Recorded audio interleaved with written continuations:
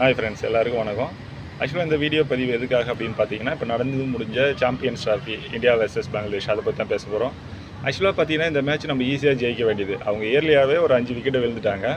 அதுக்கப்புறமா ஒரு hat-trick miss ஆயிடுச்சு. அது ரோஹித் சர்மாவே ரொம்ப ஃபீல் பண்ணிட்டாரு. ஓகே, இது எக்ஸ்டர்னல் விட்டுருவோம் பார்த்துங்க, ஓகே நோ ப்ராப்ளம். பட் ஆனால் அந்த பார்ட்னர்ஷிப் ஓரளவு நல்லா இருந்துச்சு. அவங்க 2 பேரும் நல்லா வந்தாங்க. ஒருத்தர் ½ செஞ்சுரி, இன்னொருத்தர் வந்து செஞ்சுரி அடித்தாங்க.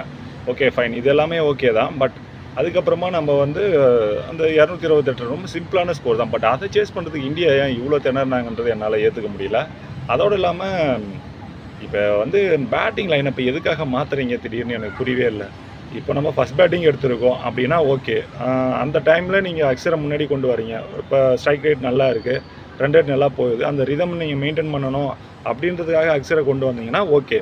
பட் விக்கெட் விழுந்துட்டுருக்கு, அந்த டைமில் தேவையில்லாமல் அக்ஸரை உள்ளே கொண்டு வரீங்க. எதுக்காக மேட்ச்சை சீக்கிரமாக முடிக்கணும் அப்படின்ற நோக்கத்துக்காக கொண்டு வந்தீங்களான்னு என்ன சொல்ல முடியல. கேட்சஸ் கண்டிப்பாக அதை பிடிச்சிருக்கணும். ஒரு ஹார்ட்ரிக் மிஸ் ஆச்சு. அதோடு இல்லாமல் காம்பீரோட டாமினேஷன் இப்படிலாம் இருக்கக்கூடாது. மேட்ச் நல்லா போயிட்டுருக்கு. அந்த மேட்ச் இதுக்கு வேணும்னே என்ன சொல்கிறது, அக்ஸரை கொண்டு வந்த காரணம் என்னால் புரிஞ்சிக்கவே முடியல.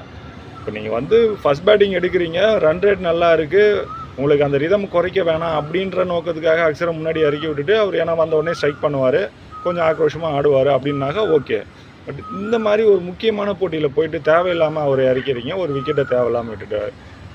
ராகுலோட இடத்தும் நீங்கள் வந்து ஒரு ஸ்டாண்டர்டாக வச்சுக்கணும். நீங்கள் ஃபஸ்ட் பேட்டிங்னா கூட பரவாயில்ல, நீங்கள் ஹிட்டர் முன்னாடி இறக்கிறதுல ராகுல் எப்படி விளையாடுவார். ஸோ அந்த டைமில் அக்ஸர் இறக்குறது ரொம்ப தப்பு. அதே போல் என்னன்னாக்கா பங்களாதேஷ் கூட இவ்வளோ கஷ்டப்பட்டு ஜெயிக்க வேண்டிய விஷயம் என்னால் ஏற்றுக்கவே முடியல.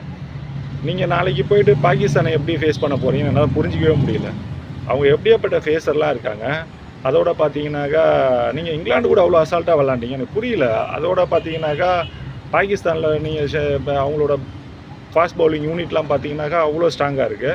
நியூசிலாந்து அந்த மாதிரி வச்சுருக்காங்க.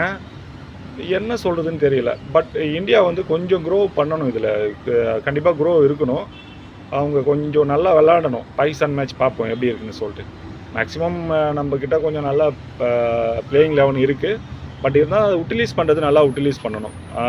கம்பீர் அவரோட சில டாமினேஷனாக விளாடணும், டாமினேட் பண்ணணுன்றது ஓகே தான். பட் நம்ம அதுக்காக முக்கியமான மேட்ச்சில் போய்ட்டு நம்ம பண்ணுற ஒரு சின்ன தப்புனால பெருசாக எதுவும் மிஸ்டேக் நடந்துடக்கூடாது.